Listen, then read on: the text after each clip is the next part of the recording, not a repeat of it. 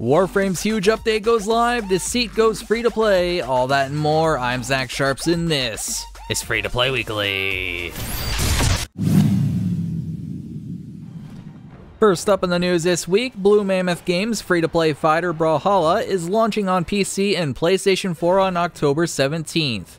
Even prior to this move though, the game boasts more than 7 million players via Steam's Early Access program, with almost 10,000 concurrent players for its 24-hour peak, which is pretty darn good numbers. Alongside the launch, players can expect a new legend called the Corsair. With the introduction of this new legend, Brawlhalla's playable character count is well over 30. For those who don't know what the game entails, it's a standard brawler with online and offline game modes such as ranked, free-for-all, 1v1, 2v2, and more. Seems like a pretty neat game. Speaking of neat games, if an action combat MMORPG is more your taste, NMAS Entertainment's hit MMORPG TERA Online got a brand new update that's filled to the brim with new content. What is the new content? Well, the update adds 2 new max level dungeons and major changes to how players acquire gear at max level. As of level 65, players will receive a fresh set of gear that they can then upgrade during gameplay, both by accumulating XP on the gear itself, as well as by finding enchanting materials in dungeons, battlegrounds, world bosses, and quests. This means the previous system of enchanting, masterworking, and awakening is retired. That sounds like they fixed one of my gripes with TERA, but I wonder how it'll all pan out over the month as players get the hang of the new progression system. Guess we'll just have to wait and see.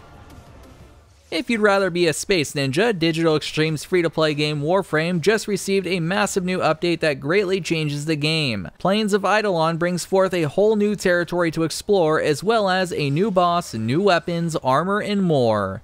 The reason this new territory is big news is it takes on a more open-world feel, rather than a stage-based feel that the game is known for. This means that it's a massive new zone filled with many activities, along with a city hub that sports up to 50 players.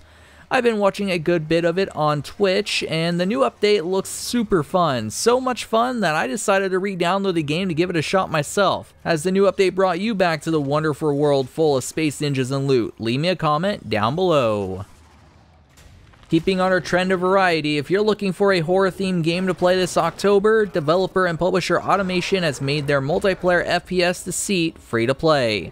This comes from them celebrating a studio expansion and the start of production on their ambitious new MMO tactical shooter that will feature 1,000 concurrent players in a shared world, a huge 12km by 12km environment, strong character progression, a PvP arena combat mode with up to 400 players, and a whole lot more.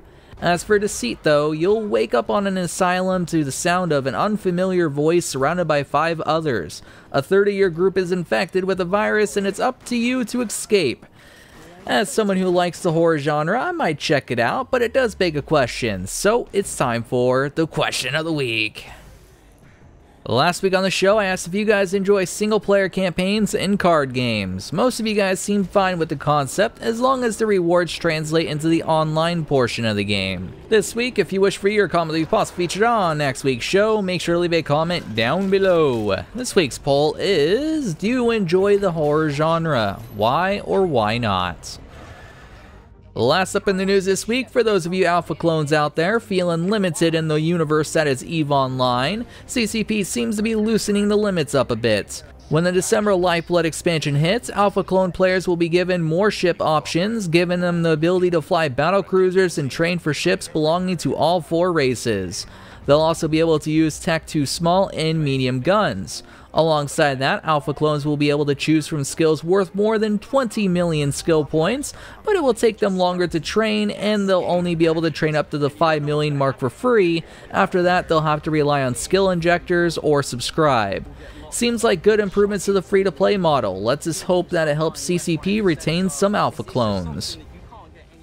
If that amount of news wasn't enough for you, be sure to head on over to mmobomb.com and check out the latest breaking news within the free-to-play space, bookmark the page, and check it daily to ensure you never miss anything. As for myself, signing out till next week's show, my name is Zach Sharps and I'll catch you guys next time.